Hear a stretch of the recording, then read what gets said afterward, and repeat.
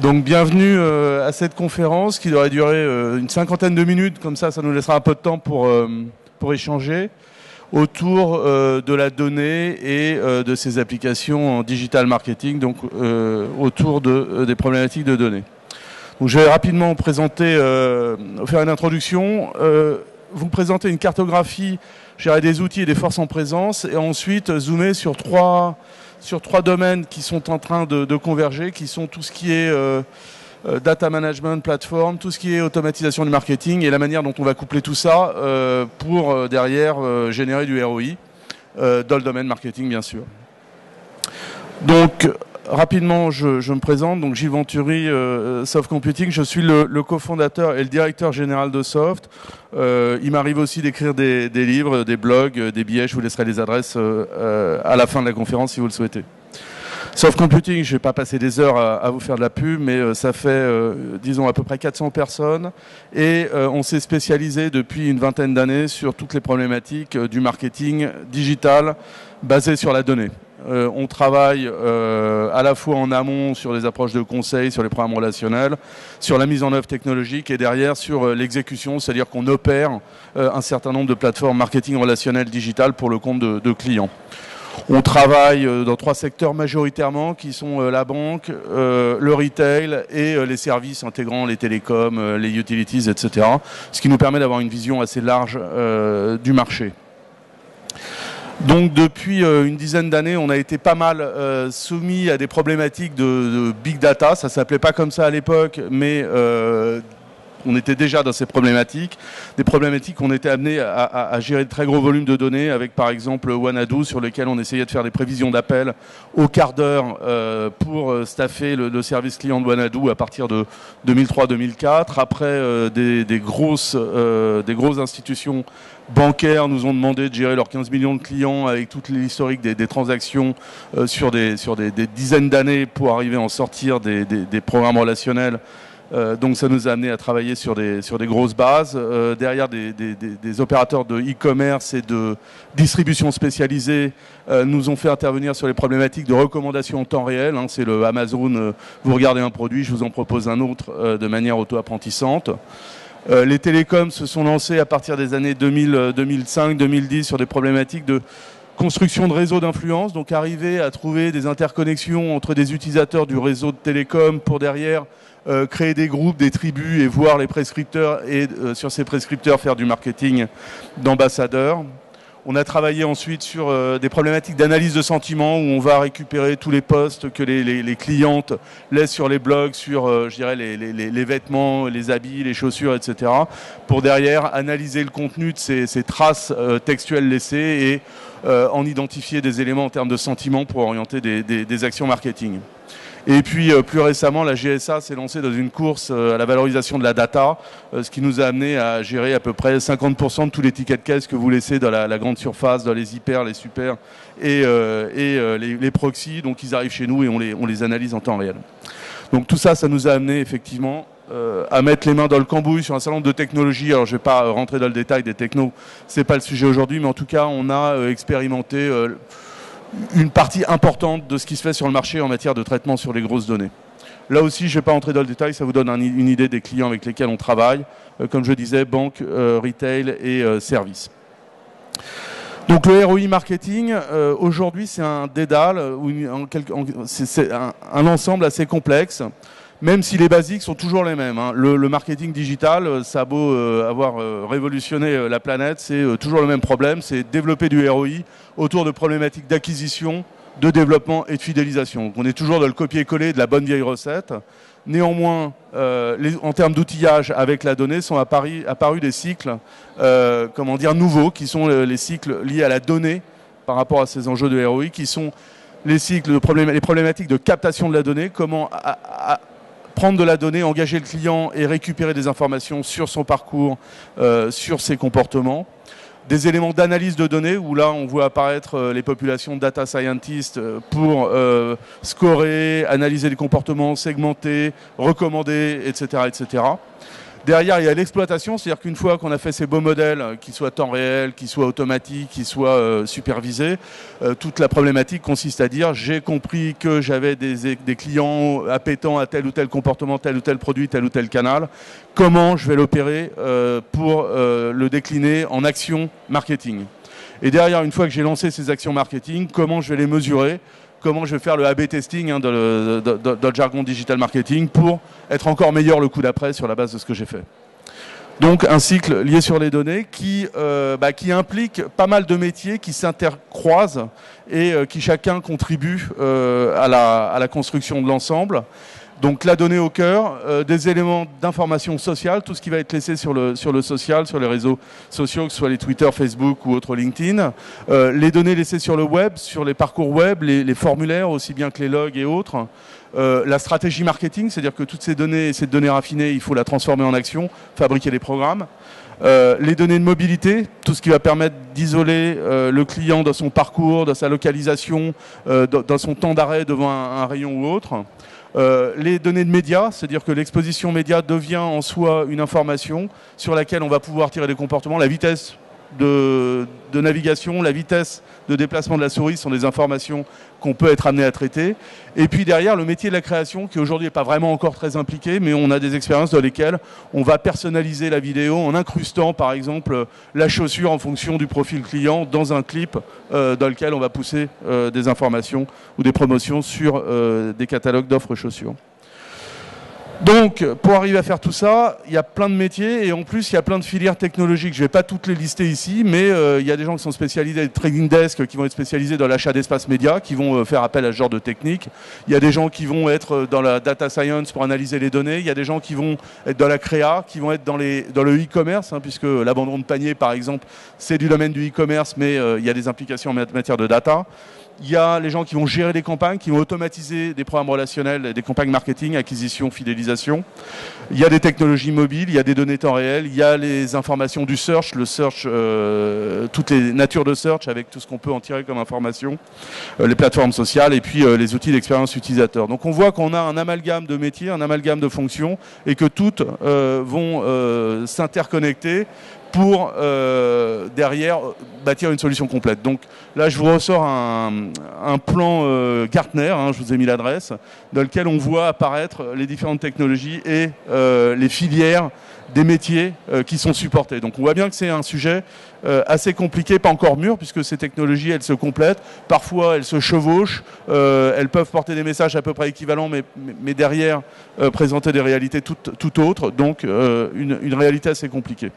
Aujourd'hui, on ne va pas regarder l'ensemble du panorama parce que ce n'est pas 45 minutes qu'il faudrait, c'est probablement une journée ou deux juste pour survoler le sujet. Donc on va zoomer plus particulièrement sur la partie audience et marketing ciblé, sur le display, enfin la partie ad et la partie marketing automation comme on l'appelle. Et l'objectif, c'est pas de rentrer dans le détail. Si vous voulez rentrer dans le détail, on pourra en parler plus précisément dans une autre session. Là, c'est survoler l'ensemble pour vous aider à vous orienter et voir les grandes différences et les éléments de convergence entre toutes ces technologies et filières. Donc, petite introduction quand même sur le marketing et la digitalisation. On en parle, mais on parle de quoi? On parle avant tout d'un phénomène de fond que vous êtes probablement que vous avez vécu ou vous êtes en train de vivre, qui est une explosion de la part des dépenses digitales dans le total des dépenses marketing. En France, on est à 20%. On est chez nos voisins un peu plus avancés à plutôt 30%. Et la tendance, elle est à la croissance à vitesse grand V. Donc on va très vite monter vers les 30-40% et ça ne saurait tarder. Donc on a aujourd'hui 3 milliards d'euros qui sont dépensés dans le digital marketing.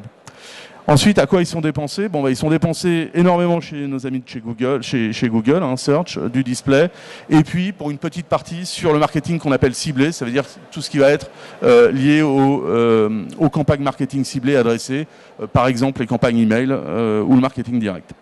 Donc une part de 3% sur le marketing direct, le reste c'est du display, du search et de l'affiliation.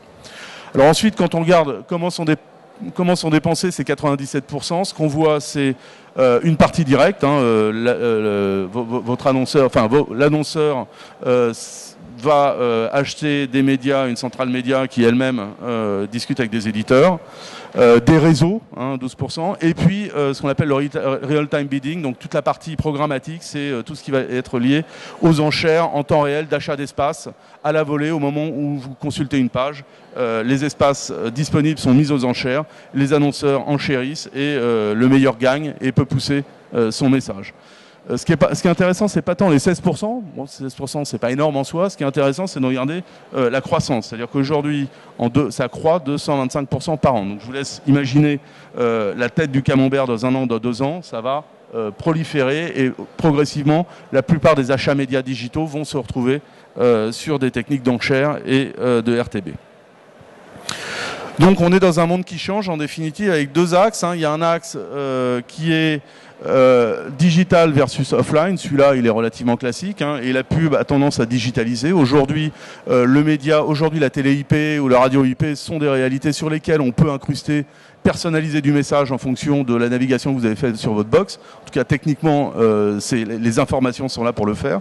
Je connais votre abonnement, je sais les chaînes que vous avez regardées, je sais les programmes que vous regardez. Je peux personnaliser et incruster, dans certains cas, des pubs personnalisées. Donc il y a une digitalisation des médias. Et de l'autre côté, il y a une tendance à basculer d'un monde d'audience dans lequel on a affaire à des visiteurs anonymes et on mesure des audiences, c'était la pub des années 80-2000, à des médias qui travaillent sur des clients identifiés. On va voir comment tout à l'heure. Donc on a bien 2 tendances, une digitalisation et une tendance à l'identification, donc à ramener tout le monde vers du CRM et du CRM digital par de l'engagement. Donc, par rapport à ça et ce qu'on voyait tout à l'heure, on a en fait une guerre des mondes qui s'annonce avec d'un côté la gestion du média et de l'autre côté la gestion du hors-média et un enabler, c'est-à-dire quelque chose qui est un catalyseur pour favoriser cette tendance à la convergence qui est la digitalisation et le big data qui rend tout ça possible. Donc, Data Management Platform, donc la vision média. Aujourd'hui, les gens qui viennent du monde du média se sont investis sur ce qu'on appelle des Data Management Platforms et je vais essayer de vous les présenter très rapidement. Donc, une Data Management Platform, elle s'inscrit dans un dispositif, généralement, elle s'inscrit dans un dispositif d'achat en temps réel d'espaces médias sur le web en particulier, mais aussi sur les autres canaux digitaux. Donc l'idée générale, c'est de dire, voilà, j'ai un annonceur d'un côté qui souhaite pousser ses messages, de l'autre, j'ai des éditeurs de sites qui ont un certain nombre de stocks de pages ou d'espaces sur lesquels ils peuvent proposer de l'affichage ou d'autres formes de sollicitation. Et entre les deux, le trading desk va cibler des audiences, va déclarer un intérêt pour des types d'audiences. Je suis intéressé, moi, vendeur de voitures haut de gamme, par des CSP+, habitant en région parisienne et étant propriétaire ou intéressé sur des voitures haut de gamme. Donc je vais déclarer mes audiences et l'intérêt que j'y porte en termes de valeur. Tandis que de l'autre côté, les éditeurs de sites, que ce soit des réseaux ou autres, vont décrire les stocks de médias qu'ils proposent aux enchères. Et au moment où l'espace devient disponible, se met en place un système d'enchères au niveau de l'ad exchange qui va mettre en regard l'offre et la demande, trouver, alors non pas la meilleure, je vous passe les détails, mais peut-être la deuxième meilleure offre et à partir du moment où le matching entre l'offre et la demande est fait, pousser le display de l'annonceur qui a gagné l'enchère. Donc voilà, et la DMP, elle se retrouve au centre de tout ça pour faciliter, en tout cas offrir les données et faciliter le travail de ciblage et le travail de mesure de l'efficacité. Donc la DMP, si j'essaye d'aller assez rapidement dans le monde des médias, elle a 3 fonctionnalités majeures vues du média qui sont analyser les audiences, regarder si les CSP+, ont plus tendance à cliquer sur ma bannière que les CSP- ou autres. Deuxièmement, de favoriser le travail de segmentation en facilitant la possibilité d'aller chercher les visiteurs ayant un intérêt ou une intention d'achat sur des produits de golf ou des voyages dans le Pacifique Sud ou je ne sais quoi. Et puis, troisième fonctionnalité, la mesure, la capacité, une fois qu'on a lancé une campagne consistant à, sur une cible, lancer des enchères et acheter des espaces, à mesurer l'efficacité comparative de plusieurs messages, de plusieurs types de cibles, etc., etc. Donc 3 fonctionnalités. Pour y arriver, comment ça marche ? Ça marche tout d'abord par la collecte de tas d'informations au niveau du device, via les cookies en particulier, au niveau des mobiles, via les apps sur lesquelles on va pouvoir récupérer de l'information aussi, au niveau des emails dans lesquels on va pouvoir pixeliser et mettre en place je dirais des capacités à identifier sur ouverture un device ou un navigateur, des données sociales. Si vous rentrez avec un Facebook Connect, je vais pouvoir aller chercher plus ou moins d'informations selon ce que vous m'avez autorisé à regarder. Les données de mon CRM, mon Salesforce ou autre, et puis mes données SAP, tout ce qui va être transaction, et bien sûr également ce qu'on appelle nous les données tierce partie, qui sont des informations qu'on va pouvoir ajouter sur un profil de visiteur ou un profil CRM, qui sont des données qu'on va acheter en tant que de besoin pour compléter le profil du client. Du visiteur, pardon. Donc tout ça, ça vient enrichir la DMP qui devient le focal sur lequel derrière on va appuyer les fonctionnalités dont je vous parlais, qui sont les fonctionnalités d'optimisation de la création, trouver la bonne créa pour la bonne personne, les fonctionnalités de gestion de contenu et de personnalisation, ce que d'autres appellent la gestion de l'expérience client, le ad serving, la DSP, la SSP dont je parlais tout à l'heure, et puis l'optimisation sur les ADEX, hein, donc toute la partie real time. Voilà, donc avec un gros enjeu qui est au cœur du réacteur, d'arriver à trouver l'empreinte qui va me faire le pont entre les différents identifiants que le visiteur va avoir la gentillesse de me laisser au fil de son parcours. Ces identifiants, ils peuvent être au niveau du device, ils peuvent être au niveau du browser, ils peuvent être au niveau du web analytics, ils peuvent être au niveau de l'experience manager, de l'email, du CRM, du social, et j'en passe et des meilleurs. Donc on a tout un tas d'identifiants et le sport va consister à trouver des ponts entre ces identifiants, par exemple au moment où le client va s'identifier en ouvrant son compte pour je ne sais quel motif, qui va me permettre de créer un lien entre le compte et le cookie, par exemple. Voilà, donc là, une fois qu'on a cette big picture, on se retrouve avec cet identifiant DMP au cœur, avec des données qui sont liées aux visiteurs, des données par exemple d'environnement, quel browser, quelle résolution d'écran, des attributs third party. Je peux aller acheter chez Criteo, enfin chez Weborama ou autre, des informations pour peupler le profil et mieux connaître à l'instant T à qui j'ai affaire. J'ai des données de campagne au sens audience, campagne média. Ces campagnes, elles font l'objet de différentes créations, hein, avec possibilité de faire du A/B testing et autres. Ces créations, elles vont s'inscrire dans des sites, dans des emplacements, générer des actions sur des pages, etc., etc. Et à un moment, le moment magique, c'est je vais trouver un moyen, parce que, par exemple, j'ai un panier qui passe par une identification du client qui me laisse son email, son adresse, je vais pouvoir créer tout d'un coup un lien avec un contact adressable et dès lors un certain nombre d'informations que je vais retrouver ou que j'ai pu stocker dans le CRM. Donc on a un super ID qui est l'ID DMP qui à un moment donné va permettre de faire un pont entre les comportements d'audience et les comportements d'achat. Voilà, donc en fonctionnalité, en gros, on a des données first, second, je ne vais pas vous embêter avec ça, les third party, et on va couvrir des problématiques de display, de search et d'affiliation avec ces outils DMP. Et les fonctionnalités, ça va être des fonctionnalités de capture des données, de stockage de toutes ces informations, d'enrichissement avec des données internes ou externes, de ciblage au sens audience principalement, de reporting pour tout ce qui est mesure, et puis d'exploration pour essayer de trouver la meilleure idée pour la prochaine campagne et optimiser le budget en conséquence. Voilà, donc rapidement sur la partie DMP, je vais maintenant zoomer sur la partie automatisation marketing, c'est tout ce qui tourne autour de la gestion de campagne marketing adressée, ciblée. Donc là, on est sur un monde où on va couvrir plutôt les données first party à fortiori bien sûr, des données sociales. Le social, c'est à la fois une source d'information et un média sur lequel on va pouvoir pousser des actions. Le mobile, que ce soit via un browser ou dans une app, hein, le email, et puis bien sûr les canaux non digitaux, un petit courrier de temps en temps, ça peut arriver, et ça fait partie du périmètre de ces outils qui couvrent aussi le marketing direct pour la plupart. Ces outils dont j'ai mis quelques noms ici permettent de faire quoi? Ils permettent de travailler sur la planification des campagnes, donc lancer une campagne dans un jour, dans 3 jours, dans 5 jours si tant est que le client n'est pas répondu sur tel ou tel sujet, de faire les ciblages, c'est-à-dire créer les groupes sur lesquels on va opérer ces campagnes, de tester différentes versions pour s'améliorer le coup d'après bien sûr, exécuter, c'est-à-dire aller jusqu'au routage hein, sur certains médias, aller jusqu'à je pousse et je mesure le taux de délivrabilité par exemple sur des emails, la capture des données en retour, C'est par exemple lancer une campagne et avoir un module qui permet de collecter des informations, collecter un email, collecter des éléments qualificatifs sur un jeu concours par exemple d'inscription.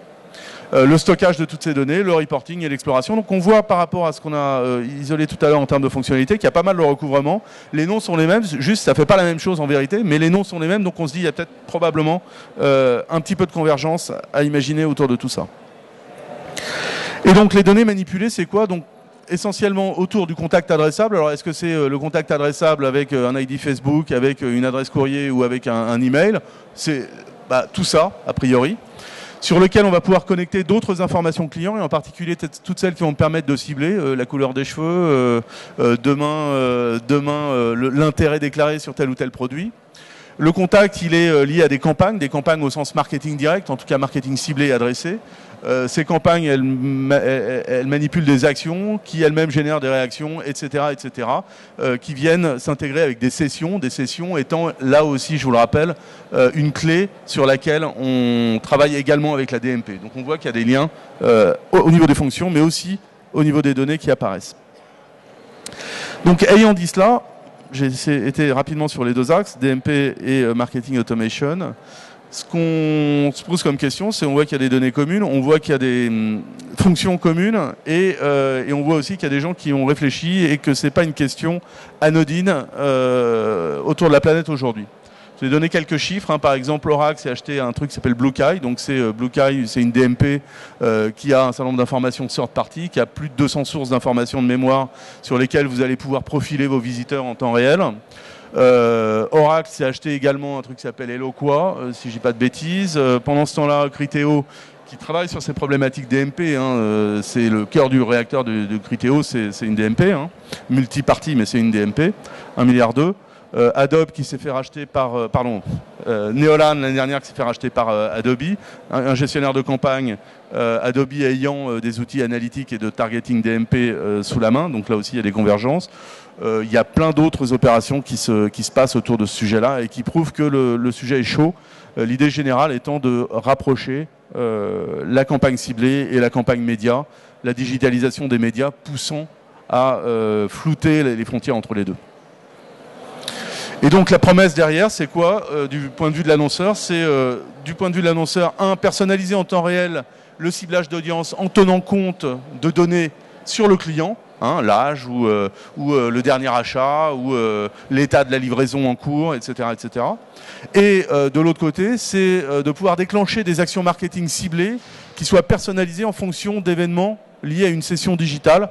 La tarte à la crème, c'est l'abandon de panier. Vous abandonnez un panier, j'attrape cet événement digital, même si vous n'avez fait que visiter mon site, et derrière, je vous relance avec le contenu du panier abandonné dans les 5 minutes, dans l'heure, dans la journée, selon le type de produit. Voilà l'exemple concret. Et au niveau des données, c'est réconcilier des données de visite et d'exposition, donc d'audience, avec des données CRM pour améliorer la connaissance et optimiser le marketing, donc être capable d'analyser à la fois des données de parcours et d'expérience client et des données avérées d'achat, mettre tout ça bout à bout pour arriver à mieux comprendre le client et le mot à la mode également, et simplifier son expérience ou fluidifier son expérience.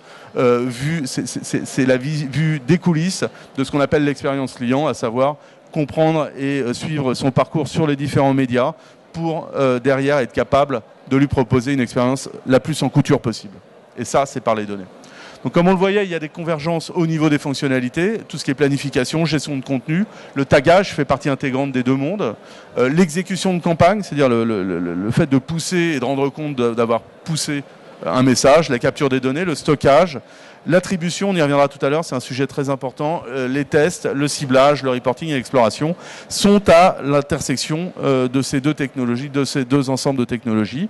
Sachant qu'il y a quand même des spécificités de part et d'autre. Si chacune travaille également sur le web, le social, le mobile, l'email, bref, sur les canaux digitaux, aujourd'hui les DMP, elles, sont totalement opérationnelles sur la partie display, sur le search et l'affiliation, que ne couvrent pas les outils de gestion de campagne.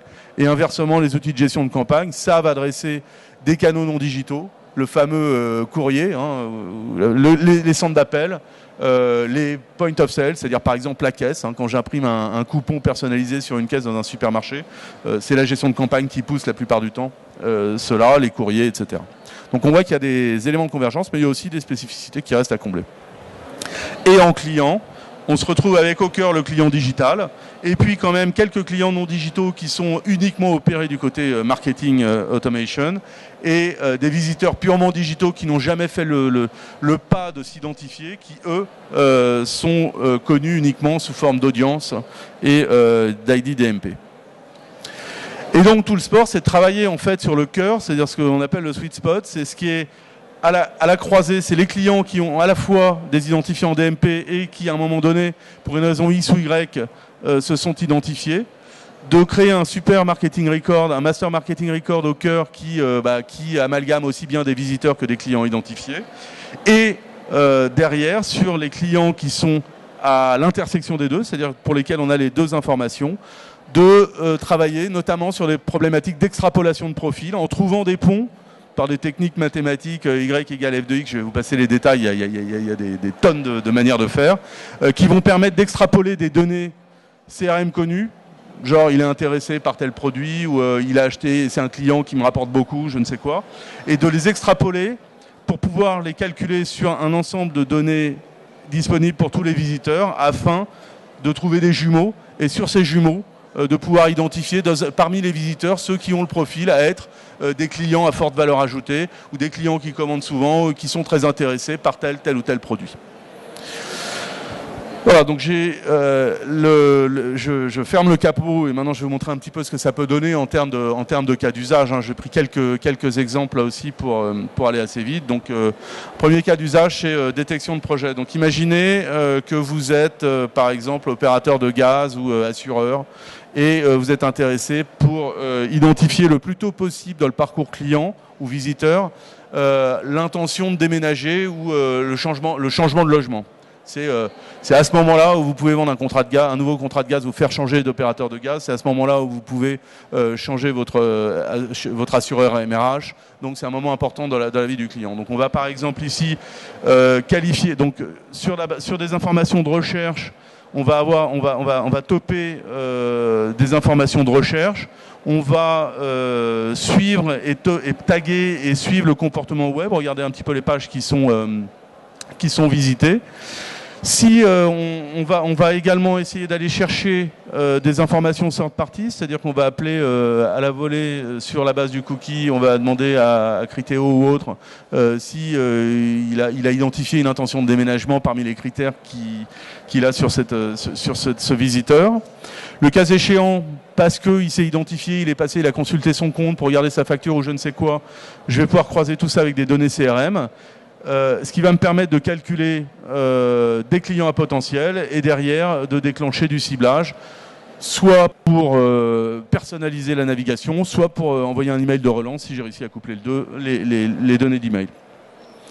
Bon, le retargeting qui est un peu la même histoire, hein, vous en avez vu, vous en voyez tous les jours, donc il y a deux types de retargeting. Alors retargeting, remarketing, ça dépend un peu des écoles, mais en gros l'idée c'est de dire, j'envoie par exemple un email CRM avec une journée privilège à -30, et à J+5, je vais lancer via la DMP une campagne de display pour faire en sorte que l'offre soit relayée par un message affiché si l'utilisateur a la gentillesse de se représenter via son browser sur un poste que j'ai identifié.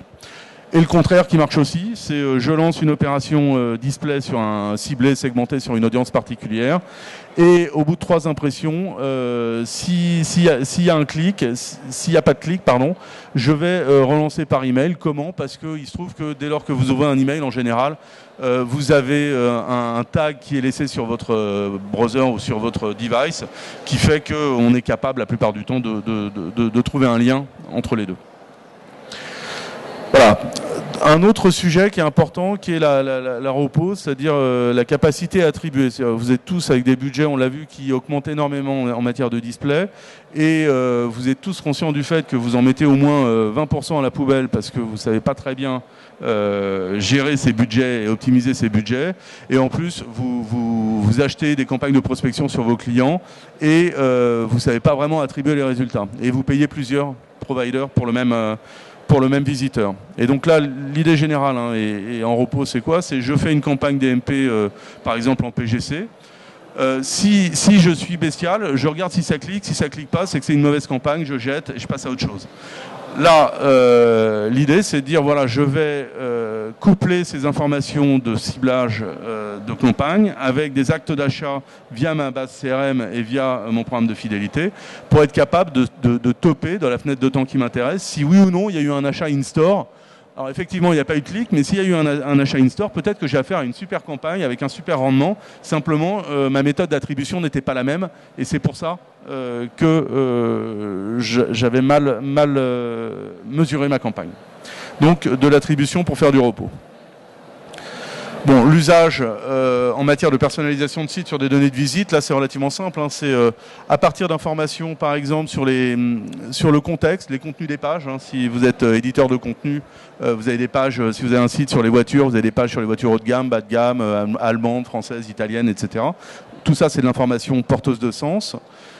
Vous avez des éléments d'adresse IP sur lesquels on peut faire des WHOIS et savoir d'où vous appelez. Si vous êtes chez Soft Computing, derrière le DNS Soft Computing, probablement vous travaillez dans le monde du digital, vous avez 9 chances sur 10 d'être un cadre, etc. etc. Des données de géologue, des données de search, selon que vous arrivez avec tel ou tel mot-clé, je vais pouvoir personnaliser la relation. L'historique et les lookalikes, hein, on a vu recherche de jumeaux, qui sont aussi des informations sur lesquelles on peut travailler la personnalisation. Les third parties, hein, avec notamment les centres d'intérêt, la plupart des fournisseurs de données tierce parties ont des catalogues de centres d'intérêt avec 300-400 catégories de produits sur lesquels ils peuvent vous renseigner. Et puis, bien sûr, toutes les données de navigation. Et donc, ces données-là vont me permettre de personnaliser à la volée des espaces dans mon site pour être encore meilleur dans l'expérience client et améliorer cette expérience. L'autre cas sur lequel on a aussi pas mal de rendement chez les clients avec qui on travaille, c'est le repoussoir client RTB. Alors ça a l'air tout idiot, mais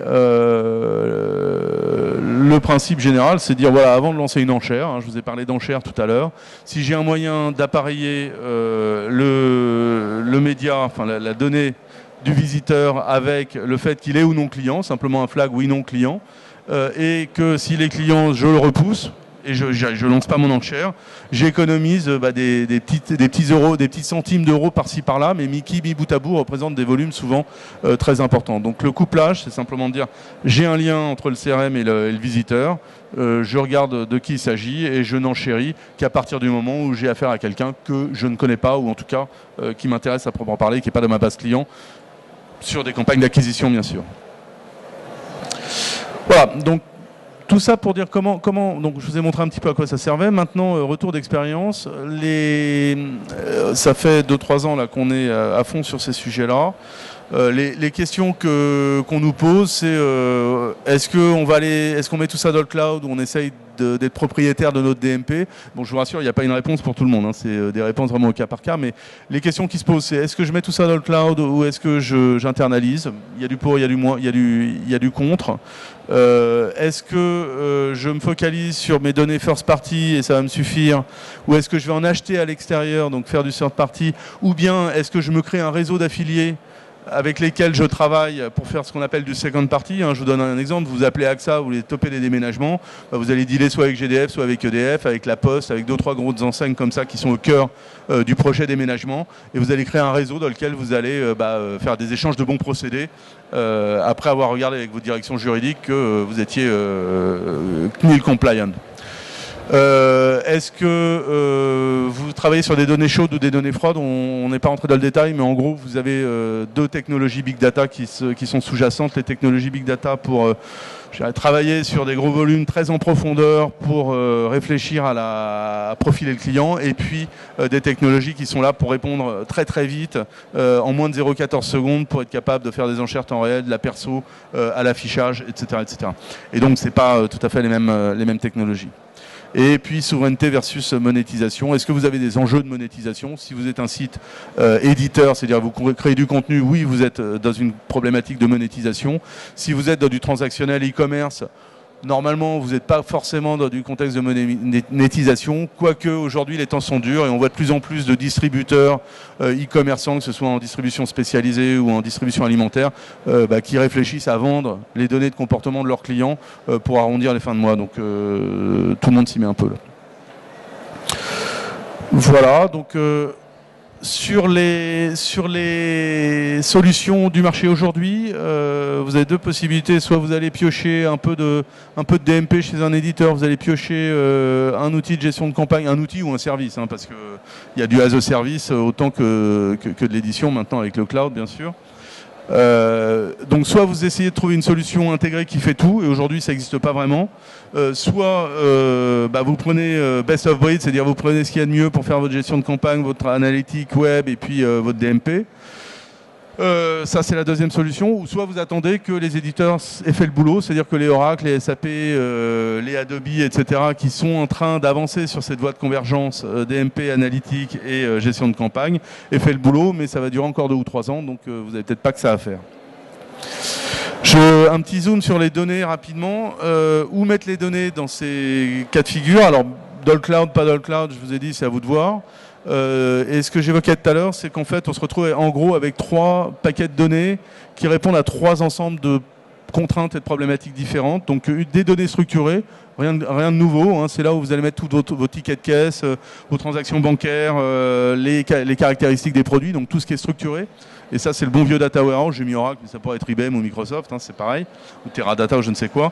Et puis, vous allez vous retrouver avec deux zones de données, du big data avec des données froides dans lesquelles on va faire par exemple les modélisations d'auto-apprentissage. C'est là-dessus qu'on va fabriquer des scores, modéliser, mesurer, etc. Donc, on est sur une mémoire longue, et problématiques de très forte volumétrie, de grande profondeur d'historique, etc.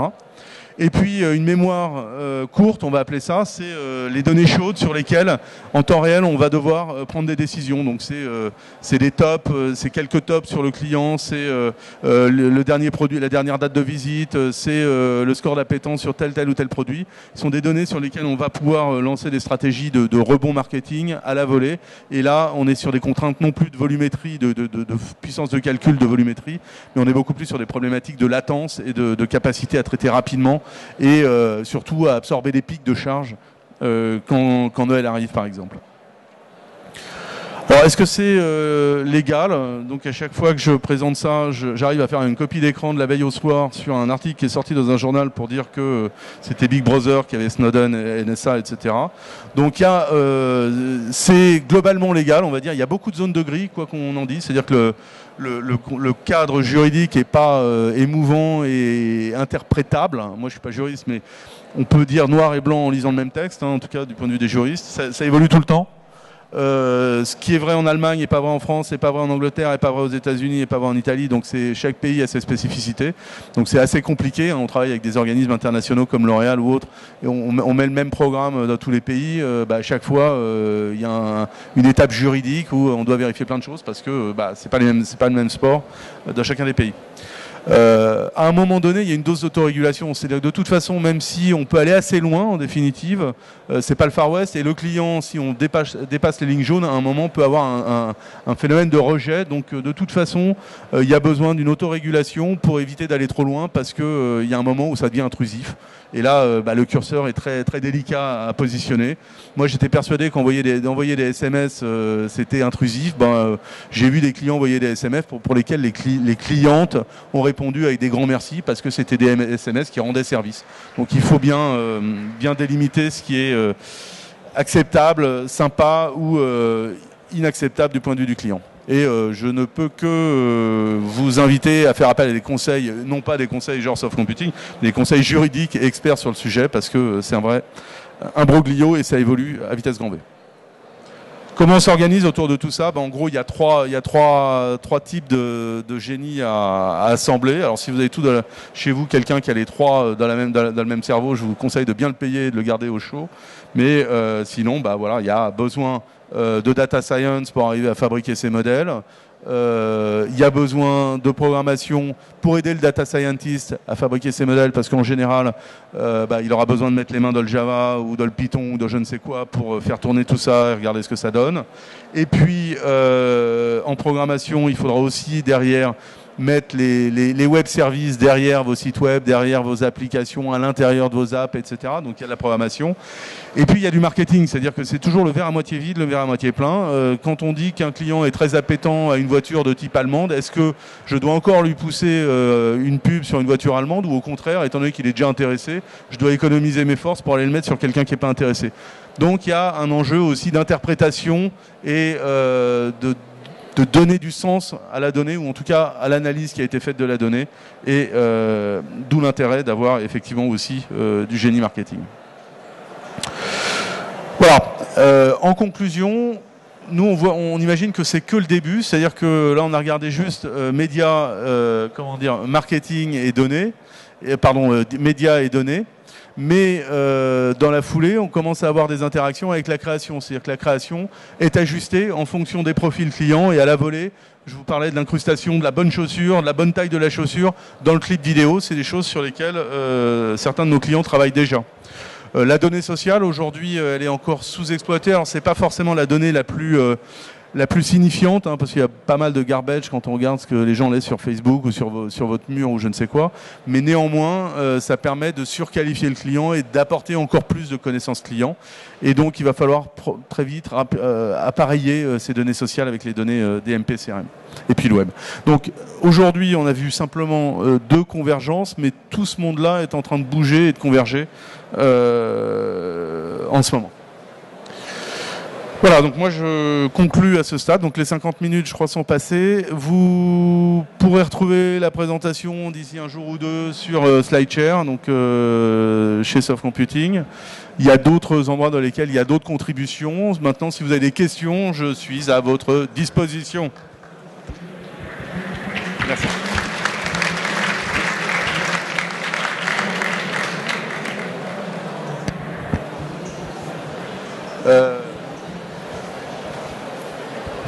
Bonjour, merci beaucoup.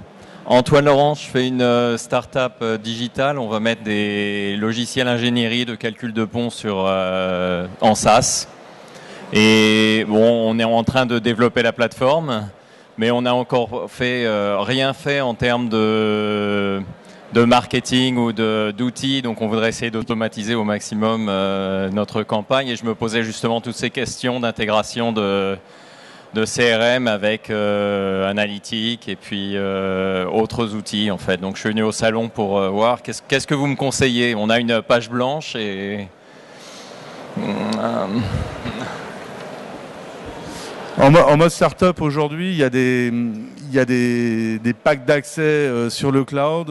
Si vous n'avez pas peur de la souveraineté des données, vous pouvez démarrer avec du CAPEX quasiment nul sur des solutions qui vont à la fois faire la gestion de campagne, la DMP et l'analytique, et sur lesquelles vos coûts seront alignés sur la progression de votre activité, donc ce qui permet de démarrer très faible. Donc là, je vous invite à aller voir vos fournisseurs de cloud préférés. Alors si vous êtes enrôlé dans le programme Amazon, allez voir là-bas. Sinon, chez Microsoft, il y a la même chose.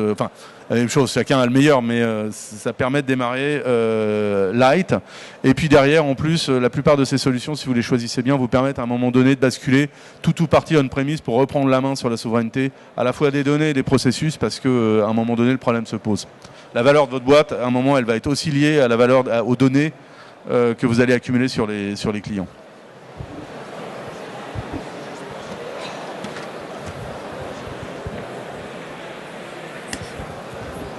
Bonjour, Julie Martineau. J'avais une question tout à l'heure, on parlait de retargeting. Par rapport à l'emailing, ça pose pas de problème qu'il n'y ait pas d'opt-in. Quand on parle en B2C, parce que c'est vrai qu'en B2B, on n'a pas forcément besoin d'opt-in. Est-ce qu'on n'a pas de soucis légaux à faire un email de retargeting? Parce que sur du display, ok, mais sur de l'emailing, ça pose pas plus de problèmes que ça? Alors, il n'est pas question d'aller balancer du retargeting s'il n'y a pas eu un opt-in. Alors après, l'opt-in, il est, soit à un moment donné, j'ai déjà eu un opt-in, j'ai déjà envoyé un mail avant qui m'a permis de taguer le device Dans ce cas-là, en amont, j'ai eu l'opt-in, sinon j'aurais pas envoyé la campagne et il aurait encore moins ouvert. Donc là, déjà, j'ai une solution. Et ensuite, je peux aussi avoir de l'opt-in third party, c'est-à-dire que vous avez des programmes mutualisés d'affiliés. Je parlais de Criteo, de 1000 Merci, etc., qui ont un opt-in globalisé sur lesquels ils vous contactent de la part d'eux. C'est-à-dire que vous faites du retargeting de la part d'eux. Il y a quelqu'un qui a fait son job de l'opt-in, en tout cas, dont c'est le problème. Après, est-ce qu'il a fait le job ou pas, c'est à vous de voir. Hein. Mais oui, sans opt-in, pas de retargeting, hein. No way.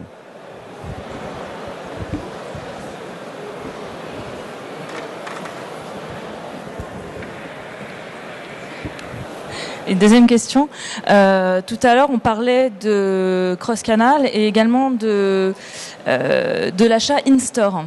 Mais comment analyser, comment mesurer cet achat in-store et effectivement l'intégrer dans la réussite d'une campagne web marketing?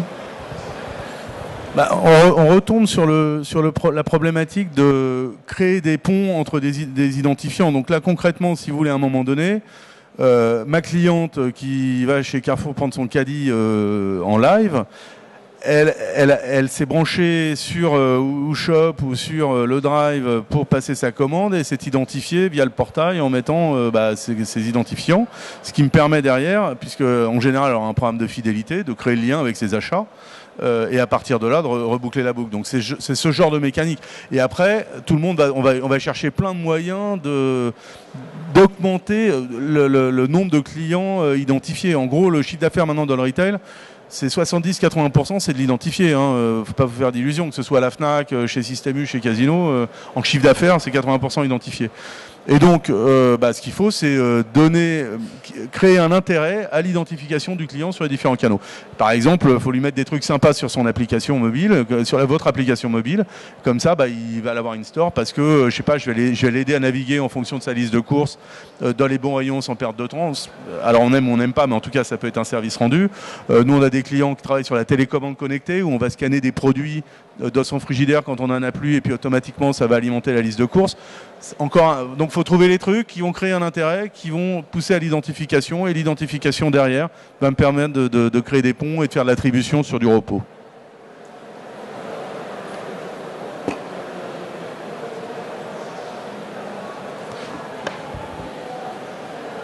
Bon. On time, écoutez, s'il n'y a plus de questions, je vous libère. Merci.